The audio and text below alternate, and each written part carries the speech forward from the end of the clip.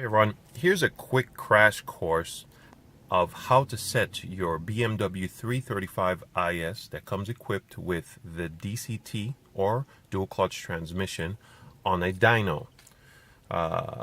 It's very important that this is followed, or else the car will not run correctly, because it will run into all type of ABS errors, etc. if it's not set into dyno mode. This is what we call it basically. First thing, let's pretend like the car is on the dyno already and ready to go. When you go to start the car, you start the car up as normal. Foot on the brake. You start the car up, correct? Everything is normal. The car is still in park, and so on. The first thing what you're going to do is you're going to put the car before beginning the dyno, you're going to put the car into M1 first. M1. Then what you're going to do, either or, you put the car into sport mode, and then on your DTC, well, some 335ISs have either this, get a little bit clearer on it, either have this for the DTC or the dynamic traction control, or this symbol. What you need to do is you need to press and hold it down. You can't just press it like that and then that's what you'll see. No, if you see this on your dash, that's not correct. By the way, don't worry about the sport traction. Some 335ISs will only just show sport and no traction. It all depends on the ROM, year built, etc. Other stuff that has nothing to do with this video. But anyhow, what you're going to do is, you don't want to do that. So, if I make a mistake, I'm going to make sure I turn it off.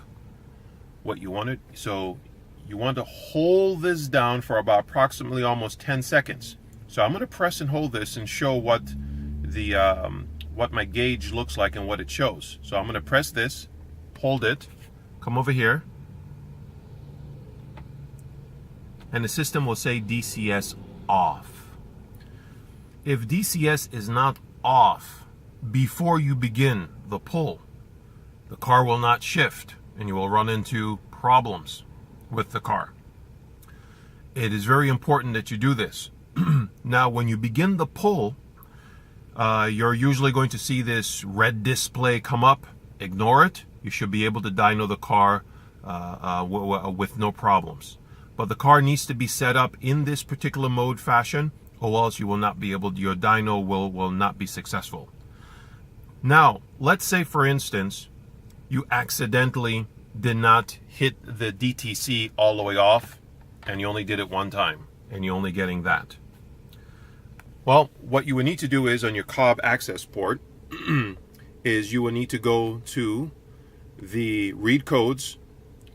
You will need to go to clear codes.